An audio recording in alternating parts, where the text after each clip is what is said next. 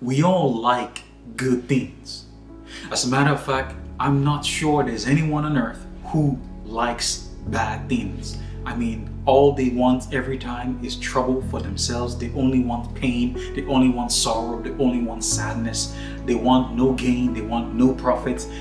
They just want loss upon loss upon loss. Those kind of people don't exist, really. Everybody wants good things.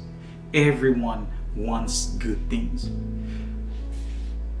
But has thoughts come into your mind? Have you been thinking, can God really give me this? Is it possible that I can have this? Is it possible that I can really get this? Like, really? Has those kind of thoughts come to your mind? Let me tell you a story.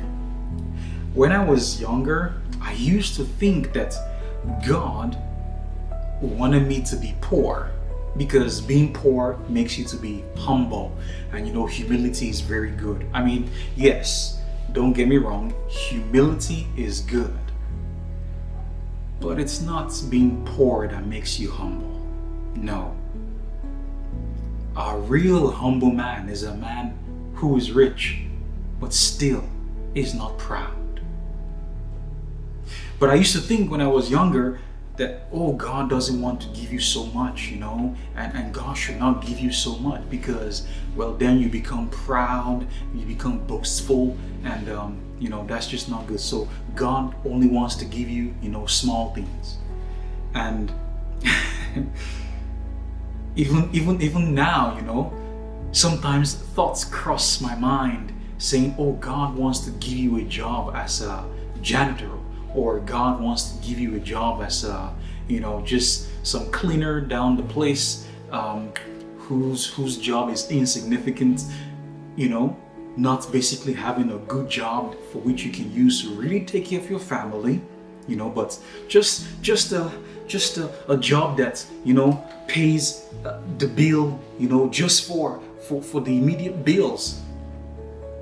And then you have to go and try to work more and work hard just to be able to get, the next bills to be paid. Oh, God doesn't want to give you a good job. No. But is that the truth? Does God really not want to give us good things? Really? I tell you, Satan is the one speaking those things to you. Because this is what God says in His Word. In the book of Matthew chapter 7, from verse 7 says this: ask and it will be given to you. Seek and you will find. Knock and it will be open to you. For everyone who asks receives, and he who seeks finds, and to him who knocks it will be opened. Or what man is there among you who, when his son asks for a loaf, will he give him a stone? Or if he asks him for a fish, will he not give him a fish? Will he give him a snake? And it then says in verse 11, pay attention. If you then, being evil, know how to give good gifts to your children, how much more will your Father in heaven give what is good to those who ask Him? Jesus has just told us here that if you have a child and your child asks you for a loaf of bread, or fish, wouldn't you give him or her the loaf of bread or the fish? Would you give the child like a snake? No, you would not do that. And now if you who's not as good as God can give your child fish when they ask for fish, if you can do that, what about God, who is very good? Wouldn't He give you even better than what you ask for? Because He's good.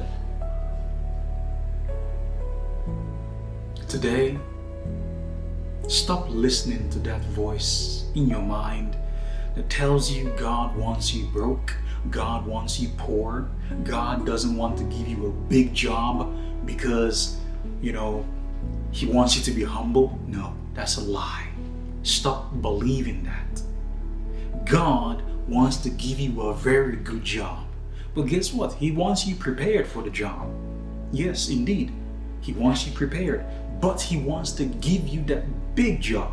He wants to give you that big gift. He wants to give you that house. He wants to give you that wonderful car. He wants to give you that wonderful accommodation. He wants to give it to you because He's a good God.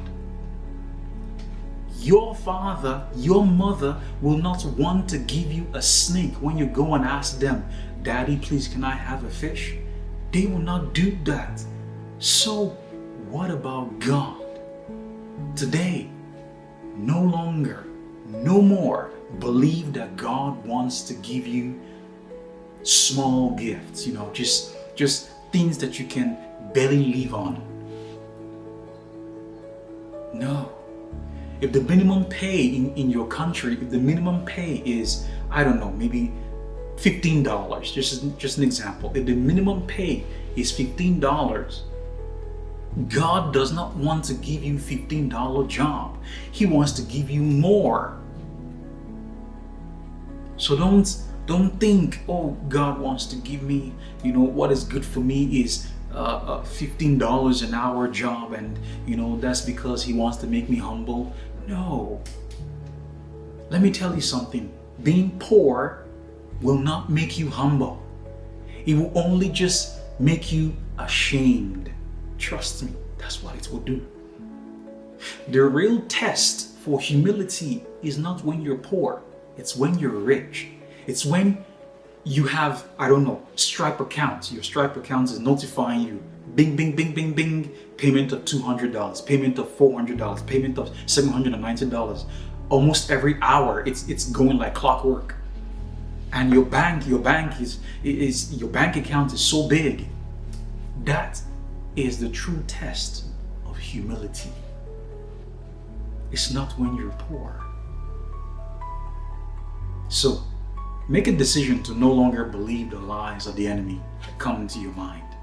God wants to give you good, beautiful gifts.